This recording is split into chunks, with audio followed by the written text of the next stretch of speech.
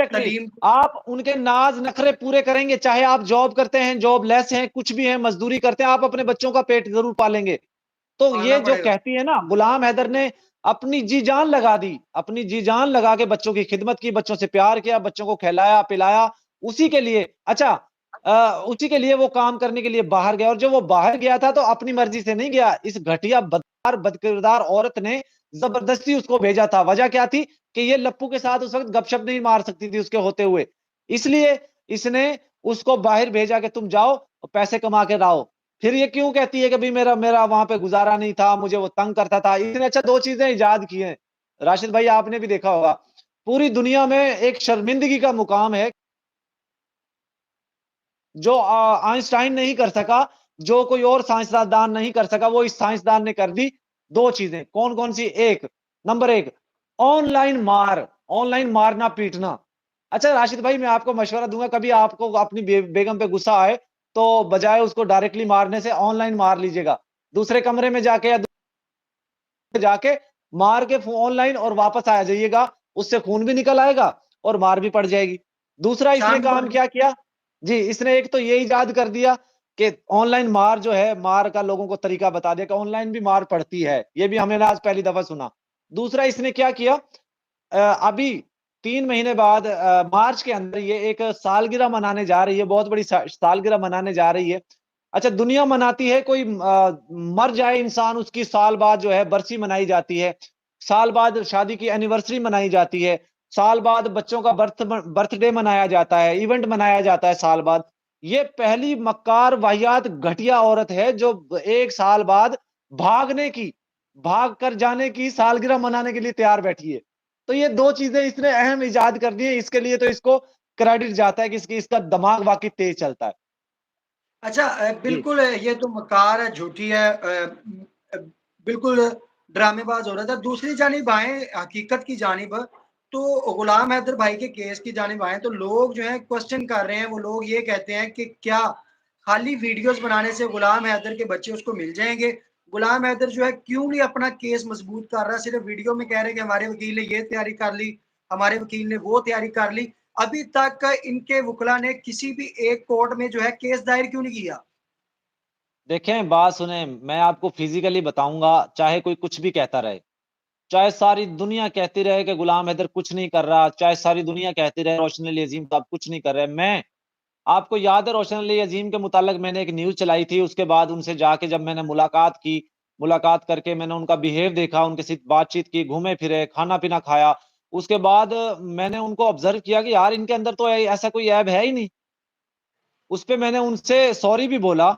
उसके बाद मैंने जो रोशन अली अजीम साहब ने हमें चीजें दिखाई, मैं आपको यहाँ सिर्फ बता सकता हूँ, दिखा कुछ भी नहीं सकता, या उनको श्योर अभी ओपन नहीं कर सकता, कि उन्होंने बहुत सी कामयाबियां हमें दिखाई हैं जो उनको मिल चुकी हैं। लेकिन सबसे बड़ा काम जो रहता है सिर्फ ये रहता है कि उनको वीजा मिल जाए, तो ये सारे इम्प्लीमेंट उस पर काम हो जाएंगे और वो केस। अच्छा, कुछ लोग ऐसे होते हैं जो अपने पत्ते पहले ही शो करवा देते हैं ऐसे, फिर बाद में उनको सुबकी लेनी पड़ती है, बाद में उनको परेशानी होती है, उनको मतलब तकलीफ होती है, उनको उसका नुकसान होता है। लेकिन रोशन अली अजीम साहब ऐसे वाहिद शख्स हैं, ऐसे वाहिद वो लॉयर हैं जो पहले अपना पत्ता शो नहीं करवाते, पहले कुछ करके दिखाते हैं, बाद में फिर अपना पत्ता शो करवाते हैं। तो बहुत बड़ी बड़ी कामयाबियां उनको मिल चुकी हैं, इसमें कोई शक नहीं। जो लोग कहते हैं वो कहते रहे, उनको उनसे कोई फर्क नहीं पड़ता उन लोगों के कहने से। और गुलाम भाई हैदर अगर मीडिया पे आता है, गुलाम हैदर अगर मीडिया पे आता है, देखें, आपको पता है इस वक्त जो गुलाम हैदर का मकान जो बेच कर, ये 12 लाख रुपए में जो बेच कर गई, 18 लाख रुपए का गुलाम हैदर ने खरीदा था, इसने 12 लाख रुपए का खरीदा बेचा, और उसमें से भी 10 लाख रुपए इसने लिए, और 1 लाख रुपए किसी एक अपने रिश्तेदार को इसने दिए, और 50,000 किसी और रिश्तेदार को दिए, फिर 95,000 किसी और रिश्तेदार को दिए। उसमें से कितने पैसे लेकर भागी है ये? तो गुलाम हैदर की कमर इस वक्त टूट चुकी है फाइनेंशियली तौर पे। अगर गुलाम हैदर वीडियो पे आकर कोई स्टेटमेंट देते हैं, कोई बात करते हैं, तो जाहिर है वो उनसे अपना एक रेवेन्यू के जनरेट होगा, वो उससे अपने केस को डिफेंड करेंगे। और तो कोई सोर्स है नहीं गुलाम हैदर के पास, नौकरी वहां से छोड़कर आ गया है वो, मतलब आपने मुल्क आ गया है, तो पता नहीं अब वापस जाता है नहीं जाता, वो एक बात की बात है, लेकिन अब उसके पास कुछ सोर्स नहीं है, तो वो इसलिए वहां पे जो है मीडिया पे आता है जी।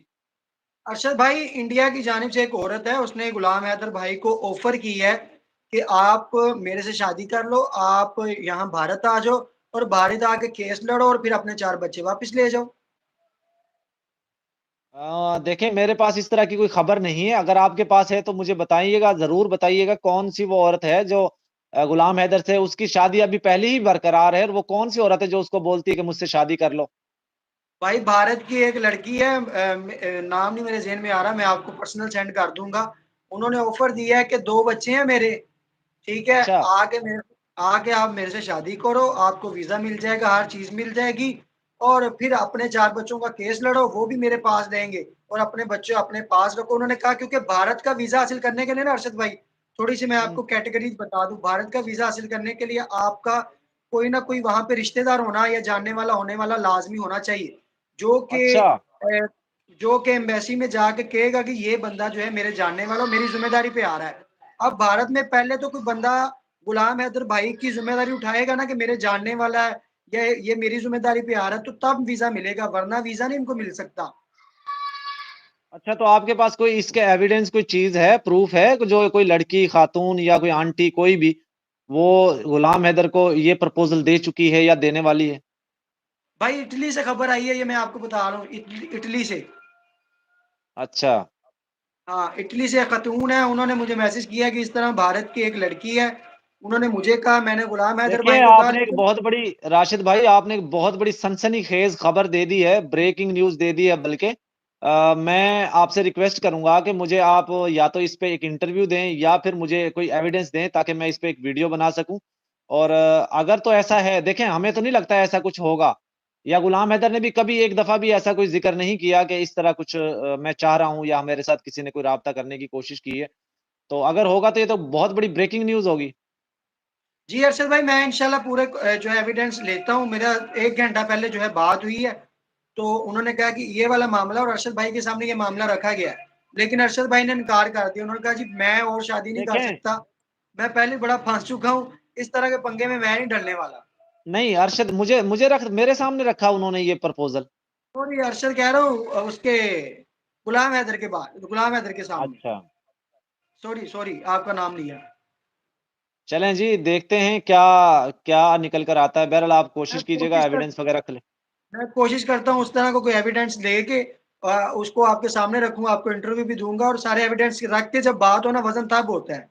जी, राशिद भाई मैं आपको एक बात ज़रूर बता दूँ। देखें, जो मेरे पास आपको पता है आवाज़ उठाने वालों में हमारा नाम शामिल है। बिल्कुल तो जी। जितनी चीज़ें जो एविडेंस हमारे पास जमा हो चुके हैं, शायद ही किसी के पास होंगे। मैं आपको यकीनन कहता हूँ कि अगर इस तरह का कोई भी खबर होती बहुत से लोग अभी तक हैं, हिंदुस्तान की तरफ से जो जुड़े हुए हैं गुलाम हैदर के साथ, हमारे साथ, किसी के साथ भी, जो सोशल मीडिया प्लेटफ़ॉर्म पर आते हैं, वो सिर्फ़ एजेंसियों की तरफ से छोड़े गए लोग हैं। मैं आपको वाज़ह करता चलूँ, एजेंसियों की तरफ से छोड़े गए लोग हैं, मैं किसी का नाम नहीं ले रहा, कल को यहाँ पे कोई आके गालियाँ देना शुरू कर दे मेरा नाम ले लेके और कि जी आपने मेरा नाम ले दिया, तो मैं किसी का नाम नहीं ले रहा, लेकिन मैं यकीन और श्योर कर रहा हूँ कि 10-12 लोग ऐसे हैं जो एजेंसियों की तरफ से हिंदुस्तान की एजेंसियों की तरफ से छोड़े गए हैं कि आप लोग इनको एंगेज करके रखें, इनसे इन्फॉर्मेशन कलेक्ट करके लेते रहें और फिर हम इसके ऊपर जो है कोई इम्प्लीमेंट करेंगे या कुछ एक्शन लेंगे। तो ये कुछ लोग हैं उनसे मैं आपको भी महतात करूँगा, आप भी उन लोगों से बचिएगा। उन लोगों का चेहरा बहुत जल्द बेनकाब भी होगा, उनकी जो पूरी फैमिली का बायोडाटा भी हम पब्लिक करेंगे। क्योंकि वो लोग एजेंसियों के बंदे हैं, हिंदुस्तान की एजेंसियों के बंदे हैं जो पाकिस्तानी यूट्यूबर्स या पाकिस्तानी लोगों के साथ कनेक्टेड हैं। जी, जी, ठीक हो गया अरशद भाई हम मुहतात रहेंगे और बहुत शुक्रिया कि आपने अपना कीमती वक़्त दिया। मज़ीद आपसे इन्फॉर्मेशन लेते रहेंगे। Thank you. बहुत शुक्रिया जी।